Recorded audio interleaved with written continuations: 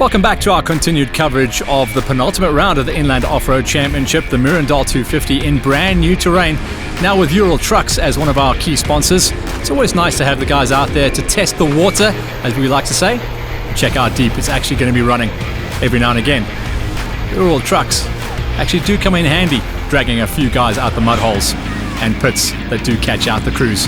For now, all these crews were just going to go into the lineup. They'd already decided their starting order, and it was nervous times. So much work had to be done in the DSP for the service crews to make sure everyone was going to be on point, and the crews that didn't have to do any work certainly had the lower heart rates. For them, it was about simply getting into the lineup, making sure alles was moi, and good to go. Remember, this being the penultimate round of the Inland Off-Road Championship Racing Series, very few of the championships had actually been decided, and everyone was on the countdown, making sure they were good to go. For the first time in the history of the Inland Off-Road Championship, though, it was going to be 3 side-by-sides that would open up our racing account. But as the terrain got a little bit gnarlier and a little bit deeper, they would no doubt start getting caught by a couple of the more higher-powered vehicles that qualified a little bit lower down. For now, though, they were safe as houses, but the big monsters for production vehicle across all the categories, as well as the open wheelers, were going to be munching up the kilometers and trying desperately to get onto the back wheel of the side-by-sides. They did not want side-by-sides to lock out the podium here, because that would be making history. We've already seen a side-by-side in the Class Gs take the overall win, but we've never yet seen the Class Gs go 1, 2, and 3 for a podium lockout. Further down the startup cube, you could see how close the times were, and with a short 50-kilometer prologue, times were always going to be extremely tight, and dust was going to be a factor in the early kilometers. We were on the long promise to see the rain clouds coming in, because dark clouds were looming on the horizon, and it was gonna definitely get wet come the afternoon. For now, though, the dust was flying. None more so than off the back wheel of Peterson. The stories for the guys going out a little bit later on in the fields were either bigger gaps with no dust, or going straight into the dust coming off the tires of the guys that simply out-qualified you on the run. The Isuzu had got himself back into the mix, but it was looking like they hadn't fixed their problems and were going to be running the entire race on rear-wheel drive. That was going to be an ask, maybe not in the early session, but when the rain came, to try and find traction, you would need all 4 wheels spinning, not just the ones at the back. The Bakkies and the open wheels coming out of the special vehicle classes were mindful of this big time. Not just the fact that they can only get power down on the back wheels, but also when the rain comes down, they don't have hardly any protection inside the cab. And with the race still in its infancy, unfortunately there were 2 early retirements, a crash in the dust between Yanni Visser and Tony Gouveia, putting both cars out of the race with massive damage to the front of the Toyota, and on the other hand, massive damage to the back of the buggy of the Gouveias. The weather was coming, and the promise was pretty much a 100% guarantee it was going to get moist from here on out.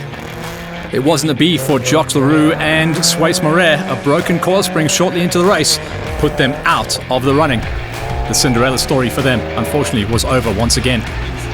With the broken steering bit repaired in their trusty old Toyota Hilux, Lawrence and Peter were confident of a good showing come the main race. They set off at a great rate of knots and soon made up a few places as well. The wet and tricky as well as muddy conditions on the second loop played right into their driving style and their hands, with the experienced Lawrence reveling in these conditions. Not even a flat wheel, which needed changing, could dampen their spirits. That was until a link on the Hilux's suspension broke, and they were well and truly at that point out of the race. And with that, all hope of defending the number 1 plate has gone. There is no way they will take the championship once again in 2020, having had such a good run of things in 2019.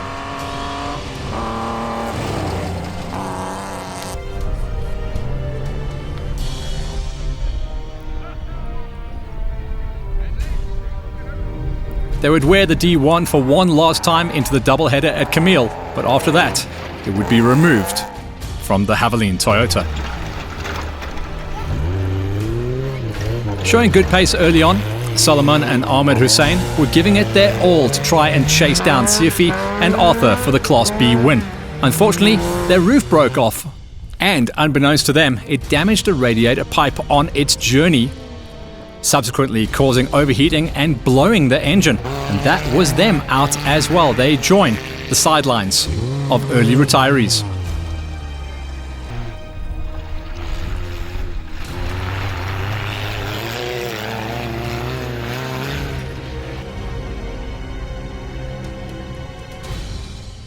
When talking about the D20 crew, if only Besson can add reliability to his speed, he will certainly be a force to be reckoned with. At this stage though, a broken front side shaft brought them to a halt, and when they saw that the front diff lost all of its oil as well, they decided to withdraw before any more damage could be caused. They too dropped out of this one.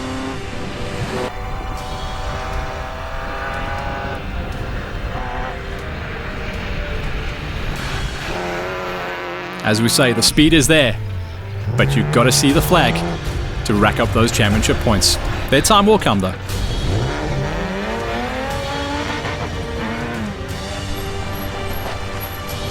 The trailer ride home for the Van Jaarsvelds. The A69 is not quite yet a fully formed race vehicle. They'll prep it and get ready for the doubleheader and also the 2021 season. Another unhappy return, this time for Werner Kennedy and Jaco Delport. At times, they made good pace, but they eventually had to withdraw due to too many mechanical issues adding themselves up. Who knows, we may see them once again racing in the future, and they definitely have the speed for top honours. When you check out the E16, what an eventful race for Wayne Smith and Hendrik Rutt in the speedy fitment Freiburg E16 Toyota Hilux. On the start line of the race, Wayne said that all they wanted to do was finish the race to claim as many points as they could towards the championship. Little did they know how challenging their day would become. Two-wheel drive is not ideal for a Bakkie, and they got stuck 3 times in the muddy sections of the loop. Further issues with their cooling fan and lack of brakes meant they were fighting against the clock to make cut-off before the end of the afternoon. Crossing the line eventually as last finishes didn't matter. What was important was the valuable 3rd place they gained in Class E. This story alone proves what off-road racing is all about. Make it to the finish, and you will be rewarded.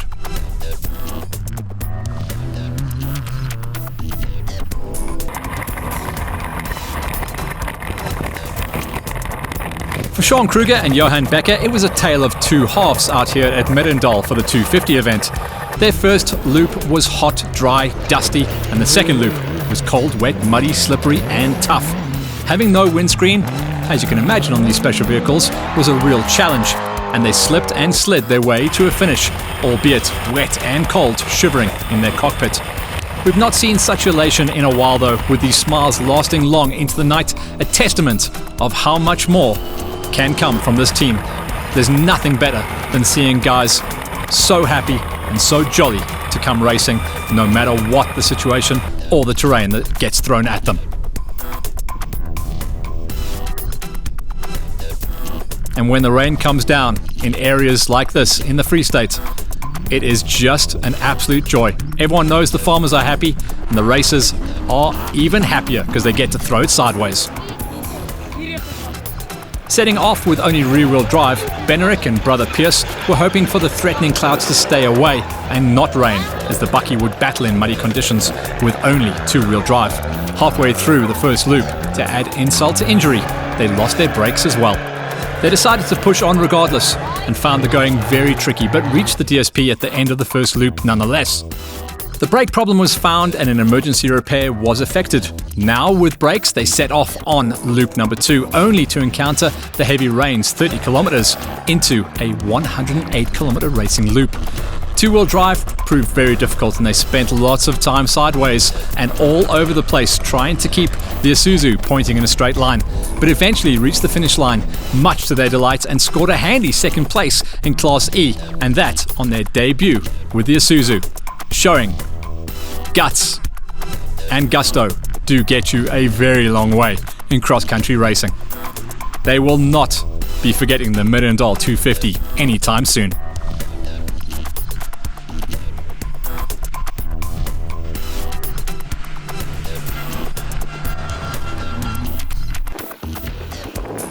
classy drive, and certainly didn't let the home team down. Not 1 kilometer. That was an impressive drive for the E12 crew.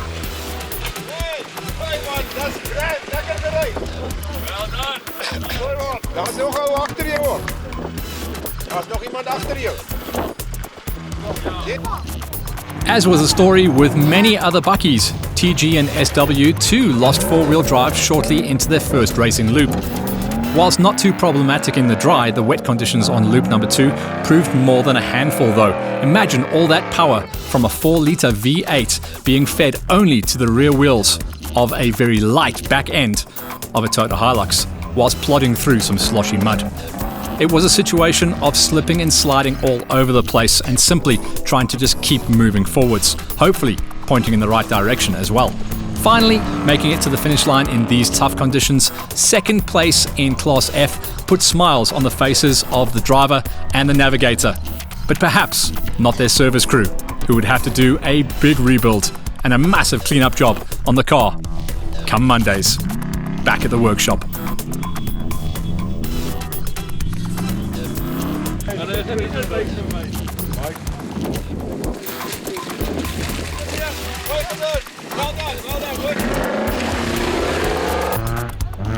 Aki and Jandre Kruger spend loads of time preparing their Bakkie for each race, and it certainly shows. The older but very trusty Hilux never missed a beat.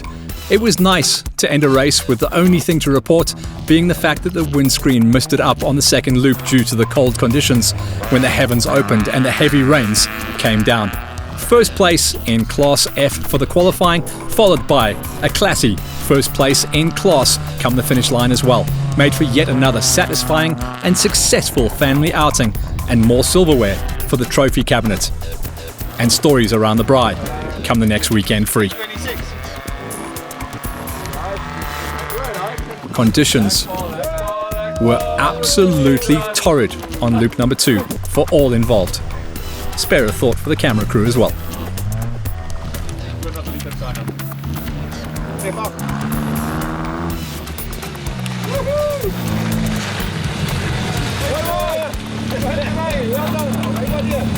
In the B2, Sifi and Arthur Croshaw followed on their good run in the qualifying prologue with no further problems to be reported. Come the main race, they simply stayed out of trouble. The only difficulty they encountered was the tough going on the second loop when the heavens opened. Two-wheel drive is always difficult in muddy conditions, but more so in these open space frames with no windscreens and very little power to work with in the Class Bs.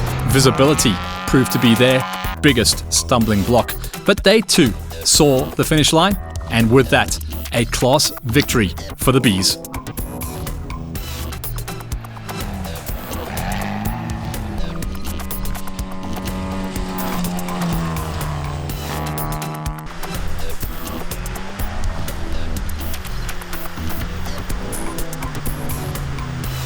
Nervous, tippy-toeing is the only way to describe a way to drive an open-wheel vehicle in these zero traction conditions. The finish line is a happy sight indeed.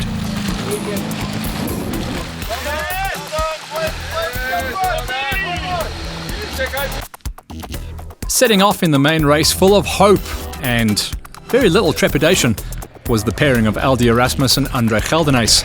Andre, the navigator, is a past Class E drivers champion, but seems to have taken to the role of navigating quite well also. They were going along well when a broken CV joint on one of the rear wheels halted their progress.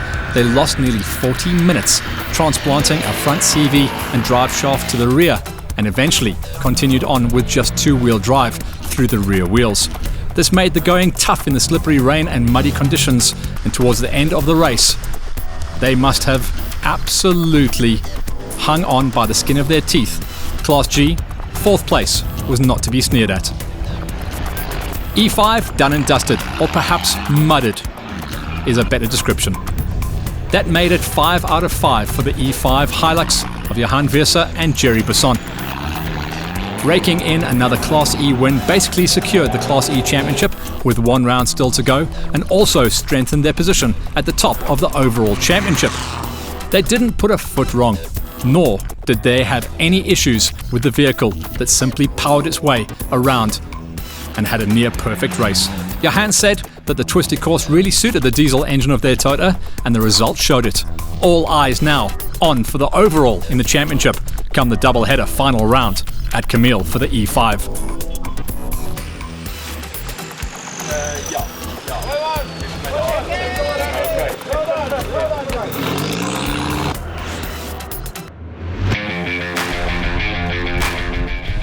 We continue our coverage after the break to see who took the win at the penultimate round of the series.